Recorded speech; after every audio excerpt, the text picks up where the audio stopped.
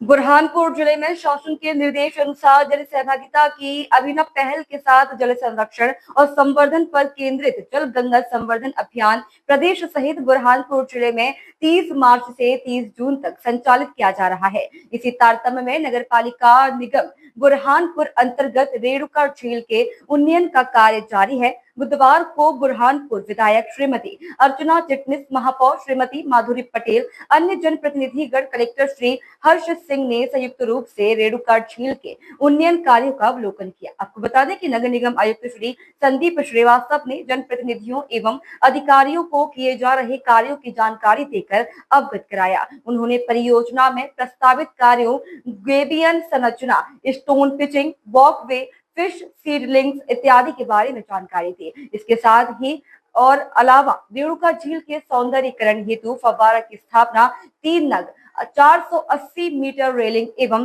पौधरोपण लगभग 1750 नग किए जाएंगे। एसटीपीसी से रेणुका झील तक उपचारित जल पहुंचाने हेतु पाइप का कार्य 75% हो चुका है। वहीं इस अवसर पर विधायक श्रीमती अर्चना चिटनिस ने उपस्थित जनों से अभियान से जुड़ने के लिए एवं अभियान को सफल बनाने का आह्वान किया। यह उन्नयन का कार्य मेसर्स स्काईलाइन इंफ्रा एजेंसी के द्वारा किया जा रहा है। इसी के साथ ही रेणुका झील का निर्माण एक सिपलवे बांध का निर्माण करके वर्षा जल संचित कर कृत्रिम रूप से किया गया है। की गंदगी दूर हो, ना वो झील में जाए, ना कुएं में जाए, जहाँ हमारे मन में आए, ना हमारे आचरण में आए। गंदगी को दूर करना, अच्छे विचारों के साथ अच्छे काम करना, ये एक बहुत महत्वपूर्ण विषय है।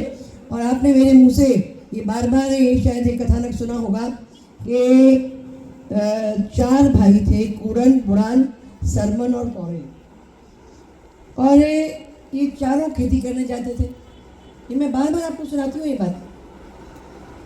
और जो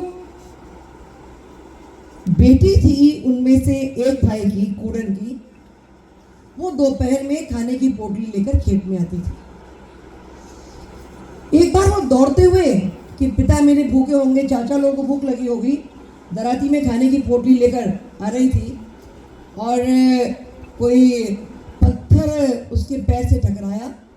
दर्द से वो तिलमिला गई और गुस्से में उसने दराती से उस पत्थर को ऐसे उखाड़ने की गुस्से में कोशिश करी, फेंकने की।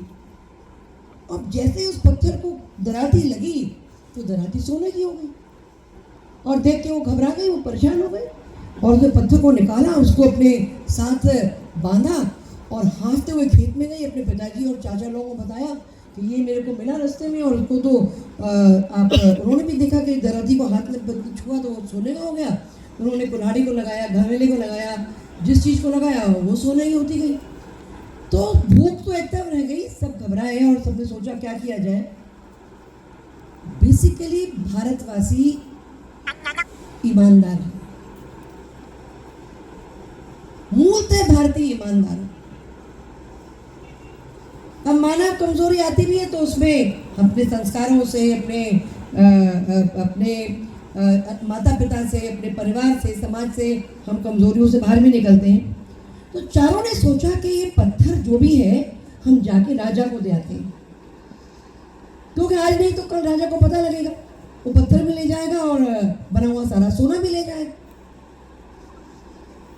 तो राजा के पास गए, राजा को पूरी उन्होंने कथा सुनाई और राजा ने पूरी बात सुनी और राजा मुस्कुराए और उन्होंने ना उनसे पारस लिया, ना सोना लिया, सब चारों भाइयों को लौटा दिया और उन्होंने कहा ये तुम साथ ले जाओ और इससे जो धन तुम्हें मिलेगा उससे अच्छे अच्छे काम करते जाओ।